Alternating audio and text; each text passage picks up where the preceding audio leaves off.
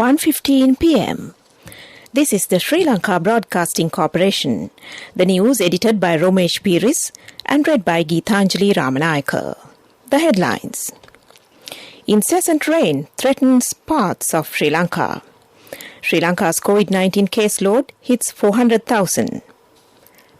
The island-wide army-manned COVID vaccination centres are in operation in 25 districts. Japan and UNICEF commend Sri Lanka's COVID vaccine rollout. The economic centres to reopen during the weekend. The Trade Minister says the government will keep rice prices stable. The Ministry of Environment introduces a 10-year national action plan for plastic waste management. The police arrest 581 more quarantine curfew violators. In news from overseas, the Chinese president and the Russian president agrees to step up communication over the situation in Afghanistan. Sports cricket, South African team arrives in Sri Lanka for T20I and ODI series. Local news in detail now. The Natural Hazards Early Warning Centre today issued an advisory for heavy rain. According to the advisory, heavy showers above 100 millimetres can be expected at some places in the western, Sabragamua and central provinces and in the Galle and Mathura districts during the next 24 hours. Sri Lanka is experiencing active monsoon conditions as heavy rains, accompanied by thunderstorms, continue to lash various parts of the country. The Met Department forecasts heavy rain to continue in parts of the country over a 24-hour period from 6 a.m. today. More details on incessant rains affecting the country will follow in the weather report shortly. The Epidemiology Unit of the Health Ministry confirmed that Sri Lanka's coronavirus caseload has now exceeded the grim milestone of 400,000. Reportedly, a total of 4,484 persons have been verified to be positive for the COVID-19 infection. The Epidemiology Unit of the Ministry of Health said 50,890 persons are currently receiving treatment for coronavirus at several facilities across the country. Accordingly, Sri Lanka has recorded 407,768 cases of coronavirus since its beginning in March 2020. Meanwhile, with 348,930 recoveries, a total of 50,890 infected persons are currently under medical care at several facilities across the country. A total of 198 more COVID-19 related deaths pushed the death toll to rise to 7,948. The island-wide army-manned COVID vaccination centres are continuing today at 438 vaccination centres in 25 districts in the country. The vaccination program for people over the age of 60 years and people with disabilities as well as people who had not yet been vaccinated are the recipients of the vaccination drive. Moreover, mobile vaccination centres are also in operation to reach people who are unable to get to the vaccination centres. Anyone over the age of 60 in the Western Province who has not yet been vaccinated and has not provided their information to the centre, or if they need more information about the program, is requested to contact National Operations Centre for Prevention of COVID-19 Outbreak on 1906. Japan and the UNICEF have commended Sri Lanka's speedy and successful rollout of vaccines against COVID-19. The Ministry of Health received the second batch of cold chain equipment procured by UNICEF with funding from the government of Japan to strengthen Sri Lanka's delivery of immunization services, including against COVID-19. The items were handed over to Minister of Health Keheliya Rambukwala by the Ambassador of Japan to Sri Lanka, Akira Sugiyama, and representative of UNICEF Sri Lanka, Christian Skog. Speaking at the handover ceremony, Minister Rambukwala said immunization is a key pillar of the healthcare system in Sri Lanka to protect the people from the vaccine-preventable diseases, and the equipment from the government of Japan are a crucial input to strengthen the delivery of vaccinations. State Minister Shashindra Rajapaksa says that the government has decided to reopen the dedicated economic centres island-wide again during the coming weekend. It was recently decided that all dedicated economic centres will be open for 2 days, August 24th and 25th, for wholesale trade. It has now been decided that they will open again on August 28th and August 29th. However, these two will only be available for wholesale trading. Trade Minister Dr. Bandula Gunathana, addressing a media briefing, says the immediate results of the lockdown of countries around the world is that prices of goods rise drastically. He said that the lockdown of the country due to the COVID-19 epidemic has a major impact on the country's manufacturing and distribution processes. He underscored that there is a risk of rising commodity prices due to the disruption of the supply chain around the world. In such a situation, a responsible government cannot allow the price of rice, the staple food of the people, to rise. Therefore, the minister added that President Gotabaya Rajapaksa, the Prime Minister Mahinda Rajapaksa and the Cabinet have unanimously decided to provide the public with a price of less than 100 rupees per kilo of rice. In addition, in order to prevent an artificial shortage of rice in the market, the government has issued letters of credit to import certain stocks of rice and to maintain stocks. The Information and Communication Technology Agency of Sri Lanka says a smart vaccine certificate has been launched for overseas travellers. ICTA said that a COVID-19 smart vaccine certificate portal has been launched in collaboration with the Ministry of Health and the World Health Organization Sri Lanka. Applicants must provide scanned images of the passport, vaccine card, national identity card and a document to prove the date of overseas travel. ICTA emphasized that the smart vaccine certificate is being made available only to overseas travellers. This news comes to you from the Sri Lanka Broadcasting Corporation. Continuing with more local news, Sri Lanka Police has arrested 581 more people in the last 24 hours between 6 a.m. on Wednesday and 6 a.m. today for failing to adhere to quarantine curfew. Reportedly, a total of 58,995 arrests pertaining to quarantine law violations have been made since October 30th last year. In the meantime, the police have inspected 934 vehicles and 1,770 people in total in the Western Province borders.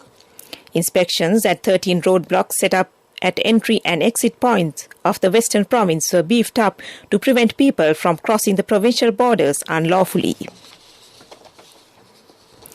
The Foreign Minister, Professor G.L. Peiris, invited Germany to further optimize investment and trade opportunities in Sri Lanka towards mutual benefit during a discussion with the Ambassador of the Federal Republic of Germany to Sri Lanka, Holger Soibart.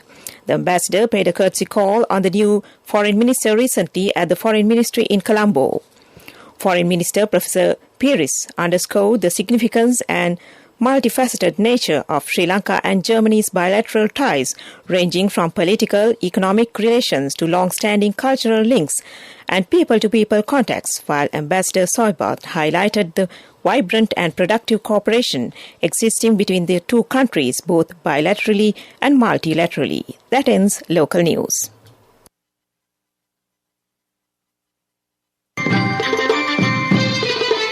The main news story is brought to you by Siddhalepa Vedamahatmya.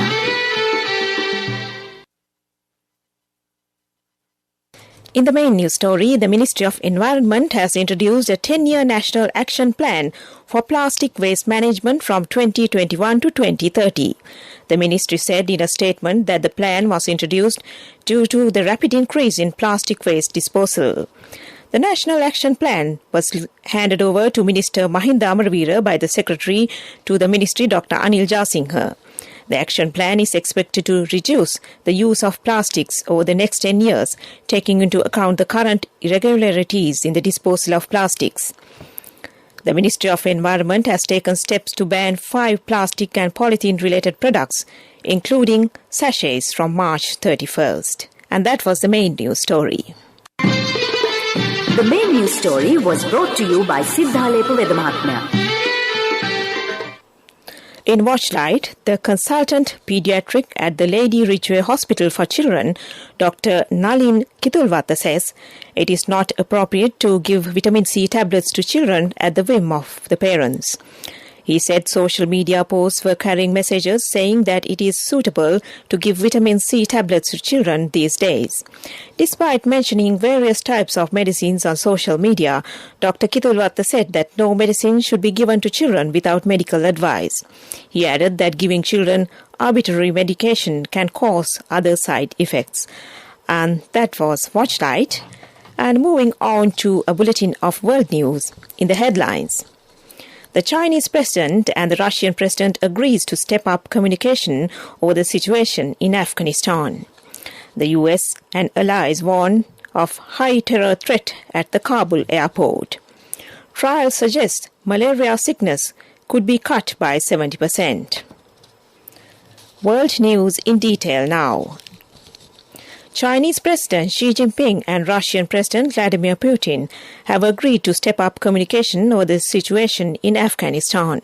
China's foreign ministry said the two leaders held telephone conversations on Wednesday. The ministry quoted Xi as saying he wants to strengthen communication and coordination with the international community, including Russia, and support factions in Afghanistan to build an inclusive political framework. Russia's presidential office said the two leaders expressed determination to step up efforts to counter the threats of terrorism and drug trafficking emanating from Afghanistan.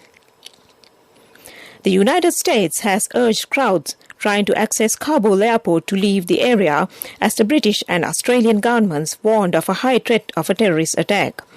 The warnings today came as Western troops hurried to evacuate as many foreign nationals and Afghans as possible before the withdrawal deadline of August 31st.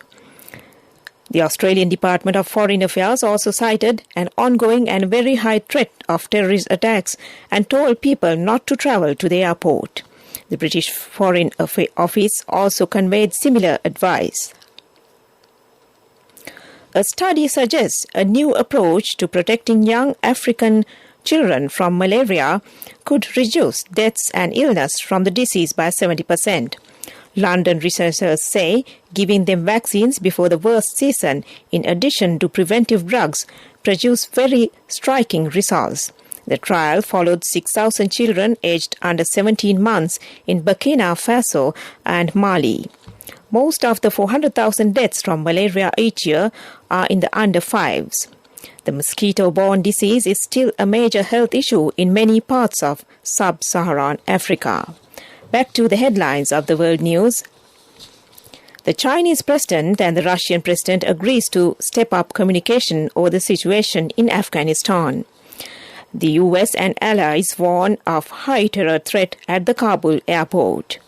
Trials suggest malaria sickness could be cut by 70%. And that ends World News. Development News is brought to you by Quality matters than price. So as an engineer, I recommend Melva RB500. It's made with virgin billets using the latest technology. Melva RB500, number one in Sri Lanka. Truly Sri Lankan. In development news, the Urban Development and Housing Ministry says the Colombo Bird Park project has been planned with the purpose of providing a new tourist experience to Sri Lankans as well as foreign tourists to the country. The Urban Development Authority is engaged in cleaning the environment in the vicinity of the Colombo Bird Park, which is being constructed in Madiwala. The cleaning of polluted canals in order to bring them back to their pristine glory is currently in progress. The main goal of the UDA is to transform the Colombo Bird Park into a major tourist attraction in the city of Colombo and a very important hub by the year 2025. That was Development News. Development News was brought to you by Quality matters than price. So as an engineer, I recommend Melva RB500. It's made with virgin billets using the latest technology. Melva RB500, number one in Sri Lanka. Truly Sri Lankan. In sports news, it's cricket. The South African cricket team has arrived in the country to take on Sri Lanka for a T20 international and one-day international series. The team had been brought to Colombo under heavy security while they are due to remain in a biosecure bubble during the series. SLC said all matches will be played at the R. Premadasa Stadium in Colombo. The ODIs will be worked off on the 2nd, 4th and the 7th of September, while the T20Is will be played on the 10th, 12th and the 14th of September. Meanwhile, England produced a stunning all-round display to take complete control of the third test against India on the first day at Headingley. In a complete turnaround from their miserable defeat in the second test at Lord's, the home side dismissed India for only 78 and then serenely moved to 120 for no loss, a lead of 42.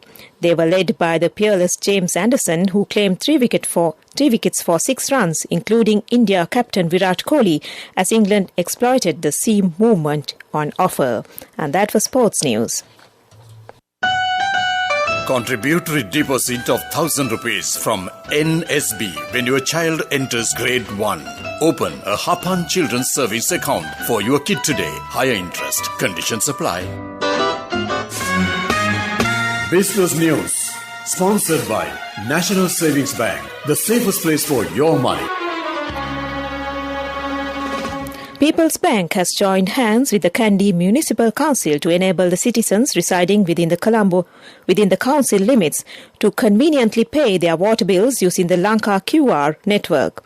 This program was ceremoniously launched at an event held at the Kandy Municipal Council recently. The central bank introduced the Lanka QR payment system with the intention of making cashless transactions faster, more secure and less costly for people by enabling payments via their mobile phones. Customers can scan a Lanka QR code with their smartphone and make payments directly from their accounts using the People's Pay wallet app. And that was Business News. Business News. Sponsored by National Savings Bank. The safest place for your money. Contributory deposit of 1,000 rupees from NSB when your child enters grade 1. Open a Hapan Children's Service account for your kid today. Higher interest. Conditions apply. Economic news, courtesy of... I bought my daughter a laptop for her work by managing my finances. Whatever the expenses may be, I can't afford to miss out on life's special moments like her birthday or our anniversary. So you need to invest to make your family's future flourish. Saving money isn't easy when you have responsibilities. That's why we promise to give you the best returns and guarantee on your investment. LOLC Finance Fixed Deposits. Maximize your savings. LOLC Finance PLC, incorporated on the 13th of December 2001, is rated SLA stable by ICRA Lanka Limited and is licensed by the Monetary Board of the Central Bank of Sri Lanka under the Finance Business Act number 42 of 2011. Economic news. The Australian High Commission in Sri Lanka stated that 2 Australian government business partnerships will be launched to revive the Sri Lankan economy. It operates under the Business Partnership Platform, one of the Australian government's flagship initiatives for sustainable economic growth and poverty alleviation. It aims to empower small businesses, informal workers and women. A statement from the Australian High Commission said that Australia was committed to reviving the Sri Lankan economy. And that was economic news. Saving money isn't easy when you have responsibility. That's why we promise to give you the best returns and guarantee on your investment. LOLC Finance Fixed Deposits. Maximize your savings. LOLC Finance PLC, incorporated on the 13th of December 2001, is rated SLA stable by ICRA Lanka Limited and is licensed by the Monetary Board of the Central Bank of Sri Lanka under the Finance Business Act number 42 of 2011. Weather report was sponsored by Dialogue, in partnership with the Ministry of Education, introduces Nanasa, a trilingual educational mobile app with video-based lessons for grade 1 to A levels. Now your child can study with ease on your mobile with no subscription fee. In the weather report, heavy rain is threatening to create havoc in parts of Sri Lanka over a 24-hour period from 6 a.m. today.